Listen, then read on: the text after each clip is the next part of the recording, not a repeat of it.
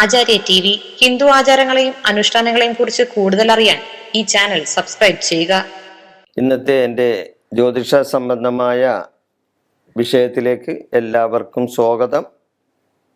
തൊഴിൽ തടസ്സം എങ്ങനെ മാറ്റാം? തൊഴിൽ തടസ്സം മാറ്റാം. ഇന്ന് മിക്കവർക്കും ഉള്ള ഒരു കാര്യമാണ് തൊഴിൽ സംബന്ധമായ തടസ്സങ്ങൾ. പലരും എന്നെ വിളിക്കുന്നുണ്ട്. ഇപ്പം ജോലിയില്ല, ജോലിയിൽ തടസ്സങ്ങളാണ്, ജോലിയിൽ പ്രയാസങ്ങളാണ്, ബുദ്ധിമുട്ടാണ്, ജോലി തന്നെ നഷ്ടപ്പെട്ടു പോയി, ഇങ്ങനെയൊക്കെയുള്ള പല കാര്യങ്ങൾക്കും വേണ്ടി എന്നെ വിളിച്ചിട്ടുണ്ട്. ഒത്തിരി ആളുകൾ ഇപ്പോഴും വിളിച്ചുകൊണ്ടിരിപ്പുണ്ട്. അപ്പം തൊഴിൽ തടസ്സം എങ്ങനെ ഉണ്ടാകും? ഒരു കാരണം 7.5 ശനിയും കണ്ടക ശനിയാണെന്ന് ഞാൻ വേണമെങ്കിൽ പറയാം. 7.5 ശനിക്കാലത്ത് തൊഴിൽ തടസ്സങ്ങൾ ഉണ്ടാകും, ഉറപ്പാണ്. നിങ്ങൾ ഏതെങ്കിലും 7.5 ശനിക്കാരനോടൊന്ന് ചോദിച്ചു നോക്ക്.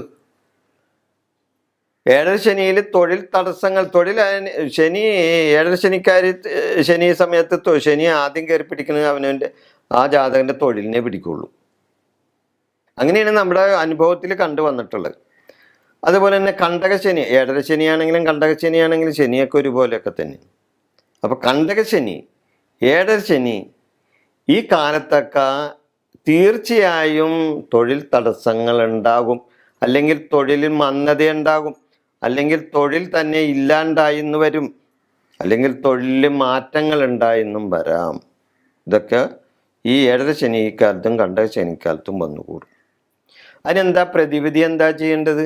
നിസ്സാരമായ ചില പ്രതിവിധികൾ ചെയ്താൽ നിങ്ങൾക്ക് ആ തൊഴിൽ തടസ്സത്തിൽ നിന്ന് തൊഴിൽ തടസ്സം മാറ്റിയെടുക്കാം. നിങ്ങളുടെ തൊഴിൽ തടസ്സം നിസ്സാരമായ ചില കാര്യങ്ങൾ കൂടി നിങ്ങൾക്കത് മാറ്റിയെടുക്കാം. നിങ്ങൾക്ക് സ്വയം മാറ്റിയെടുക്കാം. അതിന് ആയിരക്കണക്കിന് രൂപ കൊടുത്ത് മന്ത്രങ്ങളും ഹോമങ്ങളും നടത്തണ്ട, പൂജയും നടത്തണ്ട. നിങ്ങൾക്ക് സ്വയം ഈശ്വരനെ നിങ്ങൾക്ക് നേരിട്ട് വിളിക്കാമല്ലോ. അതിന് മറ്റൊരാളുടെ മധ്യസ്ഥത ആവശ്യമില്ല, ഇല്ലേ? ഈശ്വരനെ വിളിക്കുന്ന അന്ധവിശ്വാസമൊന്നുമല്ല, ആണോ? അല്ലല്ലോ. അപ്പോൾ ഈശ്വരനെ നമ്മൾക്ക് നേരിട്ട് വിളിക്കാം. വരെ വിളിക്കണം? ശനീശ്വരനെ വിളിക്കണം. ശനീശ്വരനാണ് ശനിയുടെ ദേവൻ. അപ്പോൾ 7.5 ശനിയും കണ്ടക ശനിയും ജന്മശനിയും അഷ്ടമശനിയും ഒക്കെ അനുഭവിക്കുന്നവർ ശനീശ്വരനെ നല്ല ശുദ്ധിയോടുകൂടി മനസ്സിരുത്തി പ്രാർത്ഥിച്ചാൽ ശനിയുടെ പ്രീതി നമുക്ക് കിട്ടും. ശനീശ്വര പ്രീതി അതിന് തൊഴിൽ തടസ്സങ്ങൾ മാറ്റുന്നതിന് വളരെ ഉത്തമമാണ്. അപ്പോൾ എന്താണ് ശനീശ്വര പ്രീതിക്ക് വേണ്ടി നമ്മൾ ചെയ്യേണ്ടത്? എള്ള് തിരി കത്തിച്ച് പ്രാർത്ഥിക്കണം. ശനിയാഴ്ച ദിവസങ്ങളിൽ ശനീശ്വരൻ എന്ന് പറഞ്ഞാൽ ആരാണ്? ധർമ്മശാസ്താവ് അയ്യപ്പൻ. ഈ ശിവന്റെ ക്ഷേത്രത്തിലാണെങ്കിലും ചെയ്യാവുന്നതാണ്. എള്ള് തിരി കത്തിച്ച് പ്രാർത്ഥിക്കണം. എങ്ങനെ പ്രാർത്ഥിക്കണം? ശനീശ്വര, എൻ്റെ ശനി ദോഷങ്ങളെല്ലാം ഈ എള്ള് തിരി കത്തുന്നത് പോലെ കത്തിത്തീർന്നു പോണേ ഭഗവാനെ എന്ന് നല്ല പോലെ മനസ്സിരുത്തി പ്രാർത്ഥിക്കണം. എന്നിട്ടാണ് ആ എള്ളുതിരി കത്തിച്ച് അവിടെ വെക്കേണ്ടത്. അല്ലാതെ എള്ളുതിരി മേടിക്കുക, കത്തിക്കുക, ഭഗവാനെ കാണിക്കാതിരിക്കുക ചെയ്തിട്ട് അവിടെ കൊണ്ടുവന്ന് വെക്കുക, എന്നിട്ട് തൊഴുത് സലാം പറഞ്ഞ് പോരാ. അങ്ങനെയല്ല ചെയ്യേണ്ടത്. ശനിയുടെ ഈ ദോഷങ്ങൾ അനുഭവിക്കുന്നവരാണെങ്കിൽ, നിങ്ങളുടെ തൊഴിൽ തടസ്സങ്ങൾ ശനിയുടെ ദോഷങ്ങൾ കൊണ്ടാണ് വരുന്നതെങ്കിൽ തീർച്ചയായിട്ടും 7.5 ശനിയും കണ്ടക ശനിയും അനുഭവിക്കുന്നവർ ഈ എള്ളുതിരി മേടിച്ച് കത്തിച്ച് കയ്യിൽ പിടിച്ചിട്ട് ഭഗവാന്റെ മുമ്പിൽ കാണിച്ചുകൊണ്ട് ഭഗവാനോട് മനസ്സിരുക്കി പ്രാർത്ഥിക്കുക. ഭഗവാനെ ശനീശ്വര, എൻ്റെ ശനി ദോഷങ്ങളെല്ലാം ഈ എള്ളുതിരി കത്തിത്തീരുന്നത് പോലെ കത്തിത്തീർന്നു പോണേ ഭഗവാനെ എന്ന് നല്ല പോലെ മനസ്സിരുത്തി പ്രാർത്ഥിക്കാം കേട്ടോ. എന്നിട്ട് വേണം അവിടെ വെക്കാനായിട്ട്. അതുപോലെ നീരാഞ്ജനം കത്തിക്കാം, എള്ളുതിരി കത്തിക്കാം, എള്ള് നിവേദ്യം വെക്കാം. എള്ള് നിവേദ്യം ശനീശ്വരന് വെക്കാം. ഇനി ശനീശ്വര പൂജ വേണമെങ്കിൽ ചെയ്യാം. നിങ്ങളുടെ ഓരോ പക്കപ്പിറന്നാളിനും ഓരോ മാസത്തിലെ പക്കപ്പിറന്നാളിന് ശനീശ്വര പൂജ നടത്താം. അതുകൂടാതെ ഗണപതി ദർശനം നടത്താം. തൊഴിൽ തടസ്സം മാറുന്നതിന് വേറെ, ഇപ്പം ശനിയുടെ ദോഷമല്ല, വേറെ ഏതെങ്കിലും വിധത്തിലാണ് നിങ്ങൾക്ക് തൊഴിൽ തടസ്സം ഉണ്ടാകുന്നതെങ്കിൽ നിങ്ങൾക്ക് ഗണപതി ഭഗവാന്റെ അടുത്ത് ചെല്ലാം. നമ്മുടെ തൊഴിൽ തടസ്സങ്ങൾ മാറ്റി തന്നെ ഗണപതി ഭഗവാനെ എന്ന് നല്ല പോലെ പ്രാർത്ഥിക്കാം. ഗണപതി ദർശനം നടത്തി ഗണപതിക്ക് ത്രിമധുരം നിവേദിച്ച് കർഗമാല ചാർത്തി വിഘ്നഹര സ്തോത്രം കൊണ്ട് ഗണപതിക്ക് പുഷ്പാഞ്ജലി നടത്താം. എന്തൊക്കെയാണ്?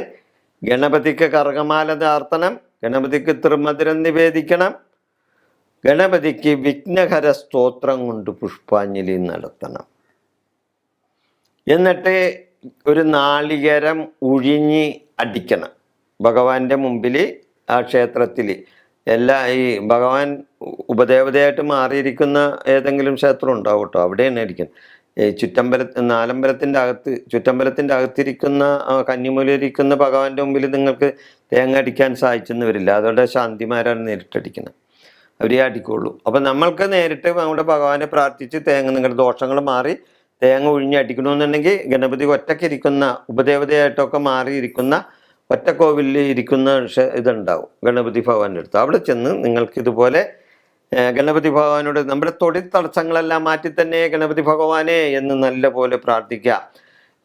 എൻ്റെ തൊഴിൽ തടസ്സങ്ങളെല്ലാം ഈ നാളികേരത്തിൽ കൂടി ഒഴിഞ്ഞു പോയി, ഈ നാളികേരം ചെതറുന്നത് പോലെ എൻ്റെ തൊഴിൽ തടസ്സങ്ങളും ചെതറിപ്പോണേ ഭഗവാനെ എന്ന് പ്രാർത്ഥിച്ചിട്ട് ആ നാളികേരം നിങ്ങളവിടെ ഭഗവാന്റെ മുമ്പിൽ എറിഞ്ഞ് നിങ്ങളെ ഒഴിഞ്ഞ് നിങ്ങൾ അവിടെ അടിക്കുക. നിങ്ങളുടെ ദോഷങ്ങളെല്ലാം ആ നാളികേരം ചെതറുന്നത് പോലെ ദോഷങ്ങളും ചെതറിപ്പോവും. എൻ്റെ ദോഷങ്ങളെല്ലാം ചെതറിപ്പോണേ ഭഗവാനെ എന്ന് നല്ലപോലെ മനസ്സുരുക്കി പ്രാർത്ഥിച്ചിട്ട് വേണം നിങ്ങൾ ആ നാളികേരം അവിടെ ഒഴിഞ്ഞടിക്കാനായിട്ട്, കേട്ടോ. പിന്നെ അതുകൂടാതെ വിഷ്ണു ക്ഷേത്ര ദർശനം നടത്തണം. ഈ തൊഴിൽ തടസ്സം മാറുന്നതിന് വേണ്ടിയാണ്. വിഷ്ണു തൊഴിലിൻ്റെ ആളും കൂടിയാണ്. വിഷ്ണു ക്ഷേത്രം, അതായത് ബുധൻ വിഷ്ണുവിൻ്റെ അവതാരത്തിൽ, ബുധൻ എന്ന ഗ്രഹത്തിൻ്റെ അവതാരമുള്ള വിഷ്ണു ഇല്ലേ, വിഷ്ണുവിൻ്റെ വിഷ്ണുവിൻ്റെ അവതാരങ്ങളിൽ ഒന്നാണ്. അപ്പോൾ വിഷ്ണു ക്ഷേത്രത്തിൽ ദർശനം നടത്താം. തൊഴിൽപരമായ ദോഷങ്ങൾ മാറിക്കിട്ടാനായിട്ട്, തൊഴിൽപരമായ തടസ്സങ്ങൾ മാറിക്കിട്ടാനായിട്ട് വിഷ്ണു ക്ഷേത്ര ദർശനം വ്യാഴാഴ്ച ദിവസങ്ങളിൽ നടത്താം. വിഷ്ണുവിന് അല്ലെങ്കിൽ കൃഷ്ണന് വെണ്ണ നിവേദിക്കാം, തുളസിമാല ചാർത്താം, ഭാഗ്യസൂക്ത പുഷ്പാഞ്ജലി നടത്താം, പാൽപായസം നിവേദ്യം കൊടുക്കാം വിഷ്ണു ഭഗവാന്. ഈ വഴിപാടുകളെല്ലാം നിങ്ങൾ കൃത്യമായി ഒന്ന് നടത്തി നോക്ക്. ഇത് ആയിരക്കണക്കിന് രൂപ വരുന്ന ഒരു വഴിപാടുകളെല്ലാം ഞാൻ പറഞ്ഞു തന്നത് ചെറിയ ചെറിയ വഴിപാടുകളാണ്. ഇതൊന്ന് ചെയ്തു നോക്കിയാൽ തീർച്ചയായിട്ടും ഫലാനുഭവങ്ങളുണ്ടാവും. നിങ്ങളുടെ തൊഴിൽ തടസ്സങ്ങൾ മാറിക്കിട്ടും. ഈ വിഷയം ഞാനിവിടെ അവസാനിപ്പിക്കുന്നു. ജ്യോതിഷപരമായ കാര്യങ്ങൾക്ക് വേണ്ടി നിങ്ങൾക്ക് എന്നെ വിളിക്കാം.